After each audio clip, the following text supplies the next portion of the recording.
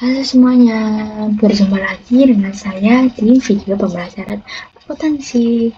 Nah, pada kesempatan kali ini, saya akan menjelaskan mengenai penilaian persediaan periodik dengan menggunakan metode rata-rata sederhana. Oke, kita langsung saja masuk ya. Nah, di sini terdapat contoh soalnya. Pada PT Jaya Abadi melakukan pembelian dan penjualan barang dagang pada November 2025. Di sini terdapat transaksinya. Kemudian kita diminta menghitung nilai persediaan barang dagang akhir dengan metode rata-rata sederhana. Kemudian menghitung harga pokok penjualan. Dan yang terakhir menghitung laba kotornya. Nah, agar lebih paham, kita langsung masuk ke dalam pembahasannya aja ya. Oke. Pada nomor pertama, yaitu kita kan diminta menghitung nilai persediaan barang dagang akhir dengan menggunakan metode rata-rata sederhana. Langkah pertama, kita harus menghitung persediaan barang dagang yang siap untuk dijual. Nah, rumusnya masih sama, yaitu persediaan barang dagang awal ditambah dengan pembelian.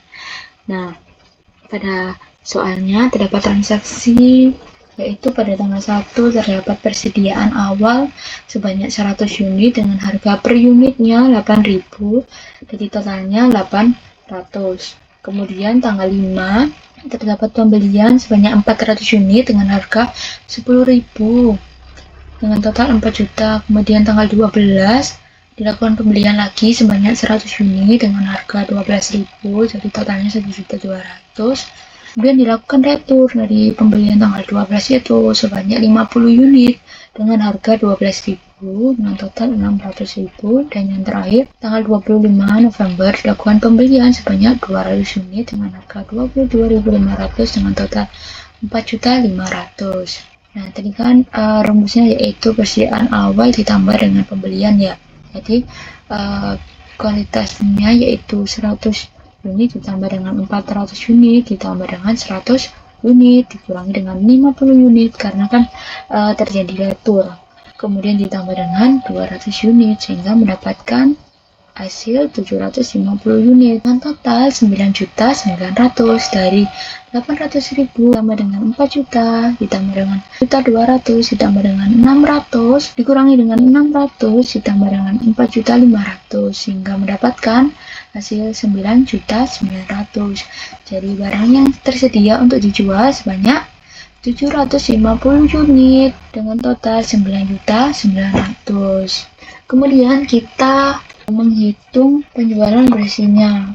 Nah, pada data transaksi pada tanggal 20 dilakukan penjualan sebanyak 250 dengan harga 25.000 dengan total 6.250.000.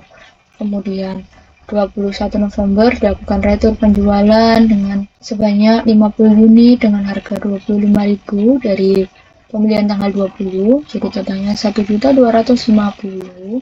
Kemudian yang terakhir dilakukan penjualan tanggal 30 November dengan sebanyak 100 unit dengan harga 27.500 dengan total 2.750.000.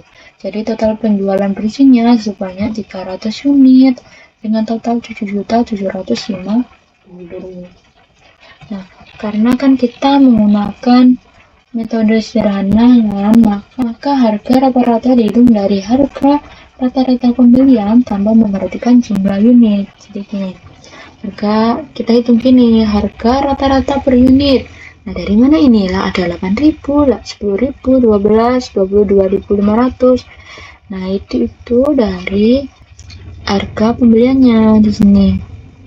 Yaitu 8.000 ditambah dengan 10.000 ditambah dengan 12.000 ditambah dengan 22.500, kemudian dibagi 4 karena transaksi pembeliannya terdapat 4 atau frekuensi pembeliannya ada 4 tuh, sehingga mendapatkan hasil harga rata-rata per unitnya sebanyak 13.125 per unit. Nah, kemudian kita menghitung unit persediaan akhirnya dari persediaan barang yang tersedia untuk dijual dikurangi dengan total penjualan. Nah, barang yang tersedia untuk dijual sebanyak 750 unit dikurangi dengan penjualannya 300 unit sehingga unit persediaan akhirnya 450 unit. Nah, kan kita diminta menghitung nilai persediaan akhirnya ya. Jadi, rumus dari nilai persediaan akhir dengan metode rata-rata sederhana ini yaitu persediaan akhir dikali dengan harga rata-rata per unit. Jadi persediaan akhirnya kan sebanyak 450 unit dikalikan dengan harga rata-rata per unitnya sebanyak 13.125 per unit sehingga mendapatkan total 5.906.250 rupiah. Jadi nilai persediaan akhirnya sebanyak 5.906.250 rupiah. Oke, kita langsung ke nomor 2. Kita diminta menghitung harga pokok penjualan. Rumusnya masih sama. Jadi kita barang yang tersedia untuk dijual kan tadi sudah hitung, yaitu 9.900. Persediaan barang dagang akhirnya sebanyak 5.906.250 rupiah. Jadi harga pokok penjualannya dari barang yang tersedia untuk dijual dikurangi dengan persediaan barang dagang akhir sehingga mendapatkan total 3.993.750 rupiah. Kemudian kita diminta menghitung laba kotornya. Rumus laba kotornya penjualan bersih dikurangi dengan harga pokok penjualan. Jadi penjualan bersihnya sebanyak 7.750.000.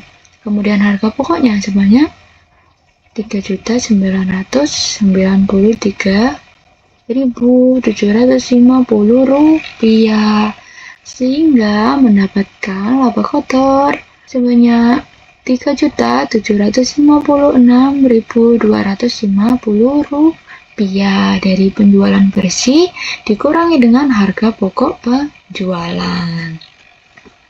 Nah, sampai sini video saya mengenai contoh metode rata-rata sederhana.